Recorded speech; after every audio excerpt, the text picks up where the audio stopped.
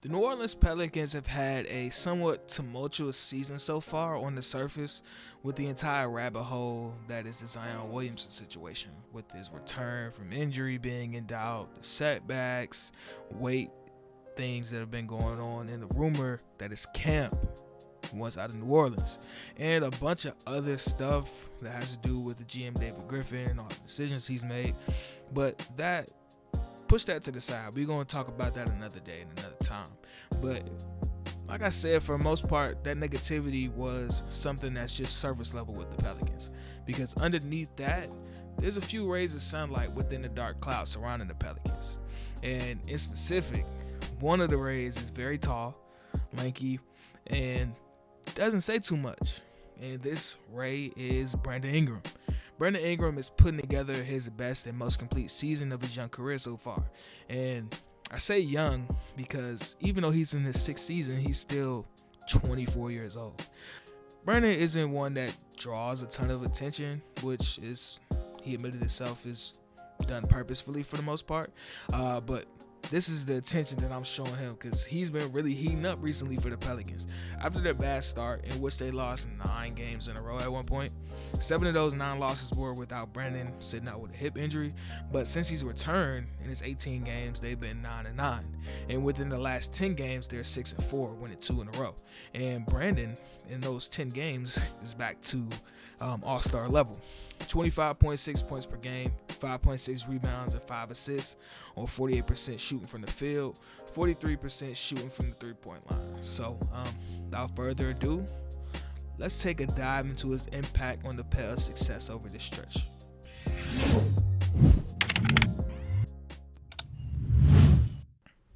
Brandon's impact for the Pelicans starts with his scoring. And his scoring attack really is centered around the mid-range. It's really mid-range centric, and his combination of size and skill only comparable to one other player in the NBA currently, and that is Kevin Durant. Kevin Durant is an all-time great scorer. He shoots like 65% from the mid-range. So temper your high expectations from Kevin Durant back to Brandon Ingram. Brandon Ingram shoots about like 43% from the mid-range, but it's eerily similar when you watch them side by side. Once Brandon gets the ball in his spot and raises up, you can really only hope that he misses. And like I said, he really don't miss like that. And the Pelicans like running stuff for him off the catch to attack. He'll catch the ball, make 1 or 2 moves to get to the middle of the floor, raise and fire. If not off the catch, he's operating in pick and roll, and the Pelicans have used this to their advantage in his skill set in a myriad of ways, whether that be off pin downs, utilizing Iverson cuts, working off of handoffs, pick and rolls, and obviously isolations. So first, let's start with him working off of his screens.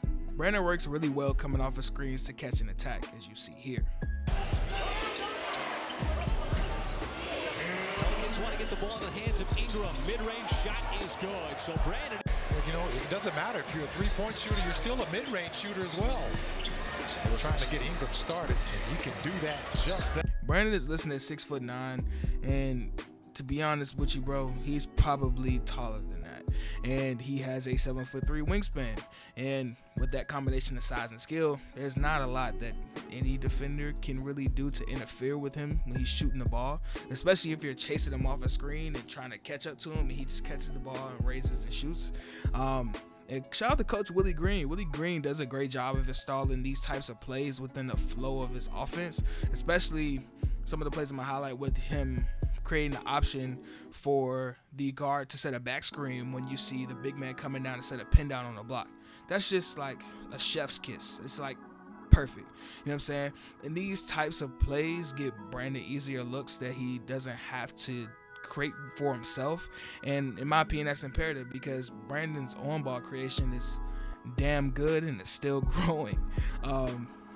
So let's dive deep into that, man. When Brandon is on ball, he's running a lot of pick and rolls, like a lot. And to his credit, he's really effective in those situations.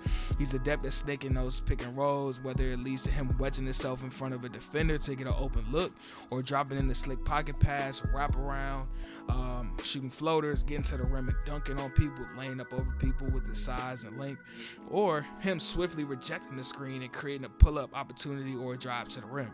And Brandon's key to operating the pick and roll so well is his patience in those situations. Even when he gets blitzed on screens, which happens more often than you think, he knows to get off the ball and get the ball in rotation because the defense is at a disadvantage. It can be picked apart easily. And that kind of bleeds into his most underrated skill, and one skill that he admits that he loves doing is Brandon is a great passer. And in all the ways I explained that he scores in, he can also make plays for his teammates out of it. Like, for instance, he can come off one of those down screens set for him on the block, catch and hit a player in the corner, or hit the screener inside for an easy look on the pick and roll. He's also showed the ability to hit hook passes to lifting shooters on the wing, and add on top of that the simple passes too, like just the simple one more to get a wide open shot for a guy like Devontae Graham or somebody like that, or even in situations where he's in ISO situations and Herbert Jones makes a good cut, hook pass right to you, go get it done. And Brandon's just been great, like, in general, from watching the Pelicans, because in my opinion, the way that the Pelicans are portrayed in the national media is that they suck, and Zion Williamson wants out and he's hurt, and he's this there's this perception about the Pelicans and how their season is going so far, and that they just like they're going nowhere, they're stuck in the mud.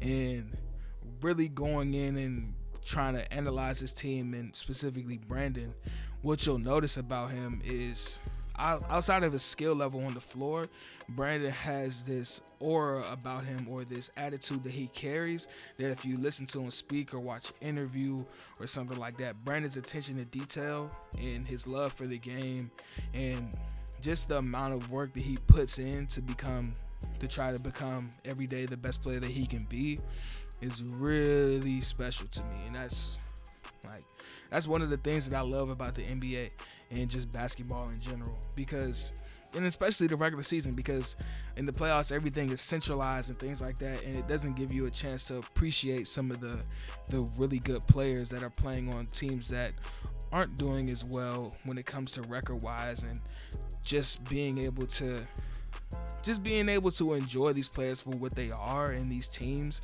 for what they are. And that's the same kind of sentiment that Brandon has towards his team, especially in losing situations. He's always even keeled, never too high, never too low, and he really embraces the grind. And for you New Orleans Pelicans fans watching this video, he's committed, bro. He's really committed to winning with this team, this unit, this group. And what I mean by him being poignant in some of his answers, or when he's speaking, I'll put in here some clips from interviews and things like that to really reflect what I'm trying to say. I'm trying my best, but it's kind of hard for me to put it into words, and I'd rather just have what he's saying and his commitment to how he pays attention to detail in the game and how he's grown as a player over time. So this is going to be the last part of me talking in this video. So if you haven't already, go ahead and hit a like. Go ahead and hit the subscribe button if you like stuff like this, notification bell, and drop a comment down below. Tell me what you think. Until next time, folks, stay cozy.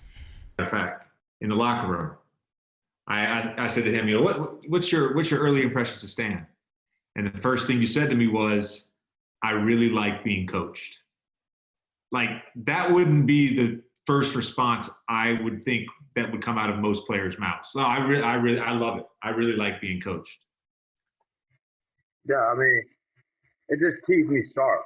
You know, you get to a certain level in life, and you get complacent. Like, I've made a lot of money in this league. At this point, I just got a big contract, so I could just sit here and be like, man, just fuck it. I'm not gonna. I could just go out there and say fuck my teammates. I can just be like anything. But for me, it's just the humility of it, like knowing where I came from, and every coach that I've been through, like, they didn't give a fuck about who I was.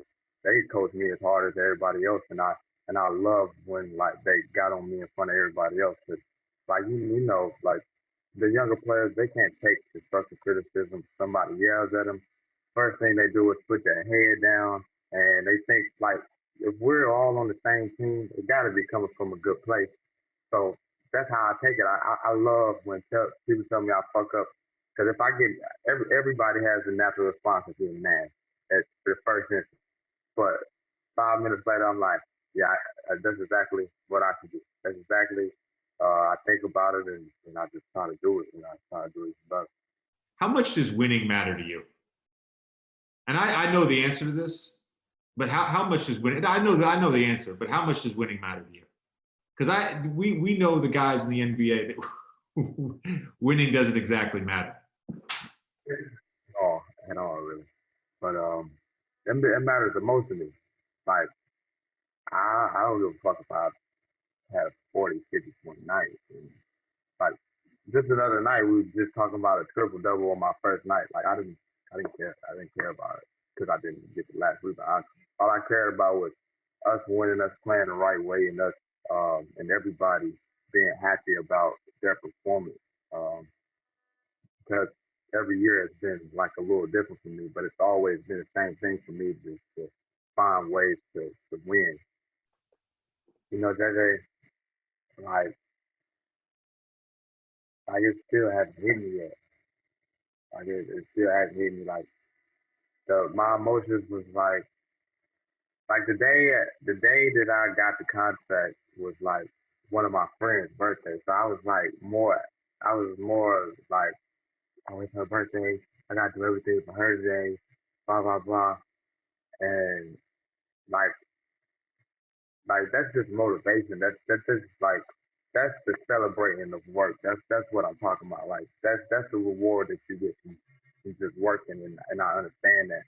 But for me, I've always just thought like being even killed. Like I gotta be the same person no matter what, and I gotta move on from that because I know this is a big contract, and I know I'm blessed for it, and I gotta celebrate.